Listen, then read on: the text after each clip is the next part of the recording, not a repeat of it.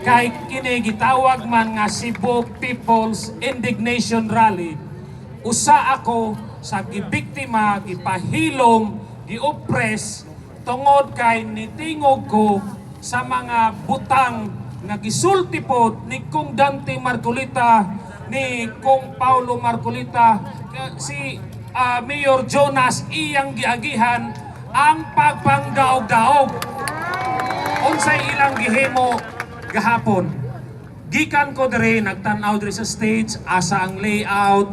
Nagproblema pa mi nga unsaon nga makakuha mi aning mga barricade, asa mi makahanap og sponsor og makatabang kay kinahanglan i-secure man atong area.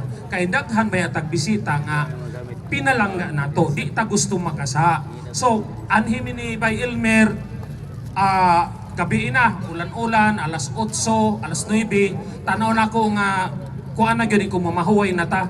O niya, niya to ko sa SM, kuha na ko akong asawa. O niya, pag abot na ko sa balay, alas 11, imbis nga matulog na ko, naay nila gubo sa akong pultahan. Bug, bug, bug, bug. Tapos pagtanaw na ko, daghan kayong polis, usa ka dosina, murag magdakop og kriminal nga armado, murag magdakop og drug lord. Ilang giana sa ako ang search warrant og ilang gitoklod ang pultahan. Og ingon sila ilang ilogo na akong cellphone, laptop og mga computer. Duha rami sa akong asawa sa akong balay. Kunya sa third floor, sa ground floor na akong mga anak. Nalisang akong duha ka anak nga babae. Ang akong amahan nga 80 anyos nahadlok. Daghan kayo sila. Wala makayo uniforme, wala makapatrol. Mora og mga nakasakay lang og private cars. Dihas tungod unya gidumog ang balay namo nga mura sila nagdakop og usa ka drug lord. Unya ingon ko nga if it's a valid warrant, give me the time nga makuha lawyer. Wala nila pabuta ang lawyer, ilang gikuha akong cellphone ug diha mismo sa akong atubangan, ilang gi-download ang sulod sa akong cellphone. Ang search warrant, ang akong pagsabot, kuhaon ang ebidensya ug ipresenta sa korte. Aron ipakita nga tinuod bang nakasa ako og cyber libel. Apan nganong wala man sila muadto sa korte, ipakita kung unsay akong sa social media, nganong padad-an man kog usa ka dosina nga dagkog ranggo nga si IDG para lang harason ko, kuhaon ang akong cellphone, tuwa dito akong GCash, akong account sa BPI, sa uban akong mga bangko. Wala ko nila hatagi og chance nga bisan maka-log off lang, maka-close lang sa akong mga open nga mga accounts. Nawala ang akong kwarta, wa ako kahibalo kung makuha pa ba nako. Apil akong cellphone o apil lang ako ang PC. O upat ka oras nilang gihimo sa akong atubangan, ilang ipakita nga wa ko'y mahimo. Nag-video pa sila, akong tanaw. Nag-live sila Manila para ipakita, nakita nila giunsa nila ko pagdaog-daog, unsa sila kagamahanan.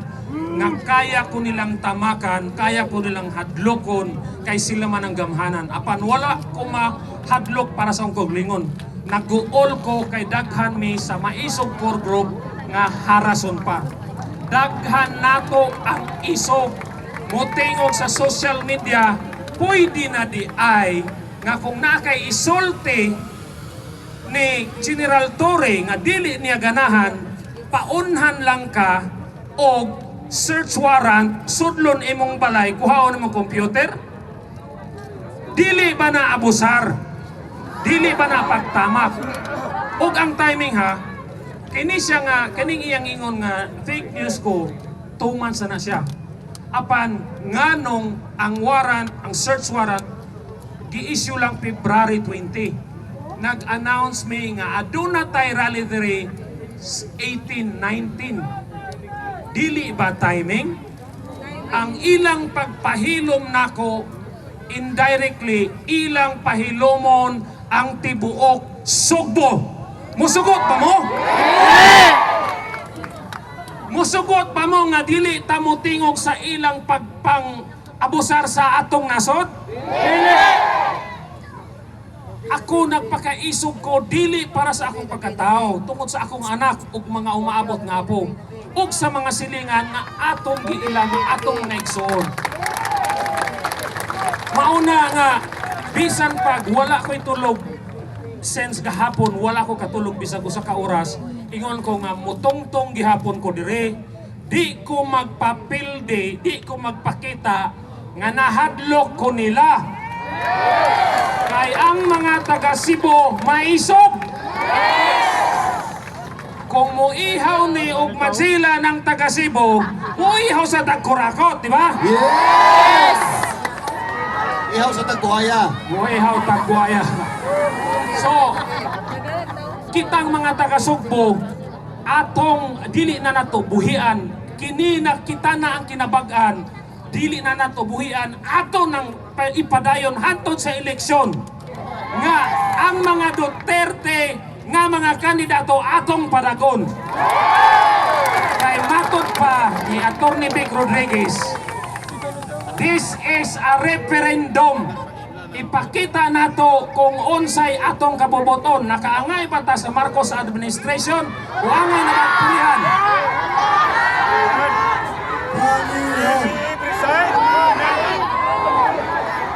Pulihan.